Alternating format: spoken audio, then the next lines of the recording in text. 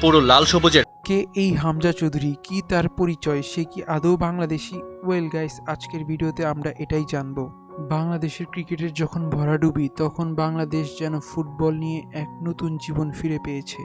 বাংলাদেশে ফুটবল খেলা অনেক আগে থেকে থাকলেও খুব একটা ভালো পারফরমেন্স করতে পারছিল না, কিন্তু যবে থেকে হামজা চৌধুরী বাংলাদেশের হয়ে ফুটবল খেলতে চেয়েছেন, যেন বাঙালিদের মনে ফুটবল নিয়ে এক নতুন ভালোবাসার সৃষ্টি হয়েছে। হামজা চৌধুরী, যার ফুল নেম হামজা দেওয়ান চৌধুরী, তার জন্ম 1 অক্টোবর 1997 সালের ইংল্যান্ডে জন্মগ্রহণ করেন। তার বাবা একজন যুক্তরাষ্ট্রের নাগরিক হলেও তার মা একজন বাংলাদেশি।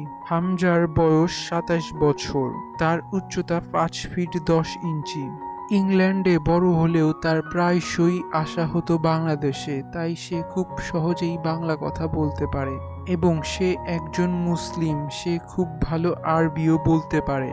হামজা চৌধুরী বিবাহিত, তার 3 সন্তান আছে। সে ও তার স্ত্রী ও সন্তান সহ একসাথে বসবাস করে। হামজা চৌধুরী ছোটবেলা থেকেই ফুটবল পছন্দ করতেন। তার যখন 7 বছর বয়স, সে তখন থেকেই ক্লাবে যেতে শুরু করেন। ক্লাবে থাকা অবস্থায় প্র্যাকটিস ও ছোটখাটো ম্যাচ খেলা হয়।